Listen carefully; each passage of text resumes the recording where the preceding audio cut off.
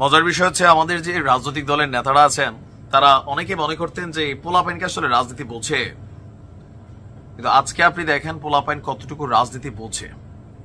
আর না বুঝলে with a meticulous plan তারা এই সরকার পতন অথবা আওয়ামী লীগের সাথে টেকটিক্যালি মিশে যাওয়া, সেইখান থেকে 10 দফা 9 দফা থেকে 1 দফা, এই খেলাটা এত সোজা ছিল না। আমাদের রাজনৈতিক দলগুলা গতানুগতিক ধারার যে রাজনীতি করছিলেন সবাইকে মোটামুটি ঘোল খাওয়াইয়া মাঠে নামতে যাচ্ছে ছাত্রদের রাজনৈতিক দল। আর কিংস পার্টি বলেন যেটাই বলেন, সরকারি থেকে নিজেদের সক্ষমতা বৃদ্ধি করা, সারা বাংলাদেশে নিজেদের প্রচার প্রচারণা ঠিক রাখা, এটাও কিন্তু টেকনিক্যালি করে ফেলছে। এবার ফাইনালি মাঠে নামতে যাচ্ছে ছাত্রদের নতুন রাজনৈতিক দল। আমরা যতটুকু জানি যে 3টা নাম মোটামুটি ফিক্সড এবং প্রতীকও ফিক্সড। খুব শীঘ্রই সম্ভবত 20 বা 22 আমরা এটা দেখতে পাবো যে তাদের মার্কাটা কি আসতে যাচ্ছে। তবে নাহিদকে নিয়ে যে আলোচনা ছিল সে আলোচনার মধ্যে নতুন করে আর একটা চমক দিয়েছেন। আমরা যতটুকু শুনছিলাম ছাত্রদের রাজনৈতিক দল ঘোষণার 4 থেকে 6 মাস পরে, হচ্ছে মিনিমাম 4 মাস, আমরা যতদূর শুনেছিলাম যে জুন জুলাইয়ে যে উপদেষ্টা পদ আছে সেখান থেকে পদত্যাগ করবে নাহিদ, দেন দলটার প্রধানের দায়িত্ব নেবেন।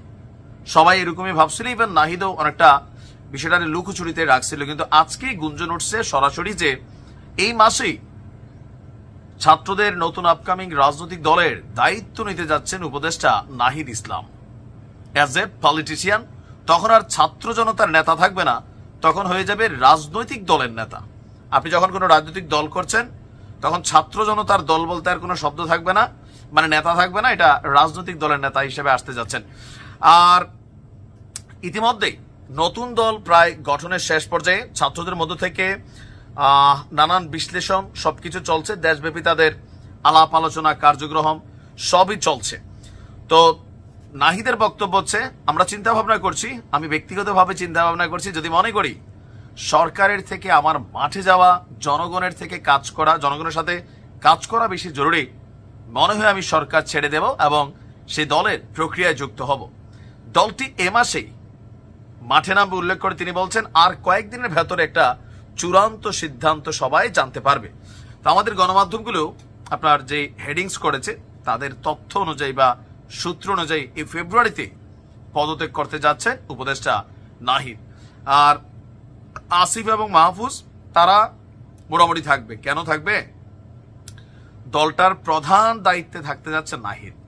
এখন একটা টিম মাঠে আসলো, এটা লিডারকে মানুষ চিনে না, তো সেই ক্ষেত্রে দলটার গ্রহণযোগ্যতা কোথাও না কোথাও একটা ইস্যু হবে। প্লাস তাদের দুইজন যদি সরকারে থাকে, সরকার থেকেও এই দলটার একটা সুযোগ সুবিধা তৈরি হবে, এটা বাস্তব। কারণ ডক্টর ইউনূস নিজে ছাত্রদেরকে এই দলটা তৈরি করার জন্য ডাক দিয়েছে। পোলাবেন বলছে আমরা সিট টিট পাবো না, কারণ তোমরা নামো, মানুষ তোমাদেরকে চায়।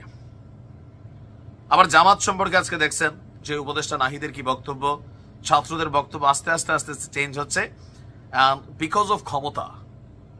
ছাত্ররা মনে করে তারা ক্ষমতায় গেলে বাংলাদেশকে বদলাইতে পারবে। এই গতানুগতিক দ্বারা পুরানা রাজনৈতিক দল আর ইসলামপন্থী রাজনীতি এগুলো বাংলাদেশের মানুষ চায় না, নাহিদ মনে করে। সেজন্য তারা মনে করছে তাদের দলটারই মানুষ খাবে। অপেক্ষা করুন, অনেক সারপ্রাইজ হয়তো আমরা দেখতে পারবো নির্বাচনের আগে। ভালো থাকুন।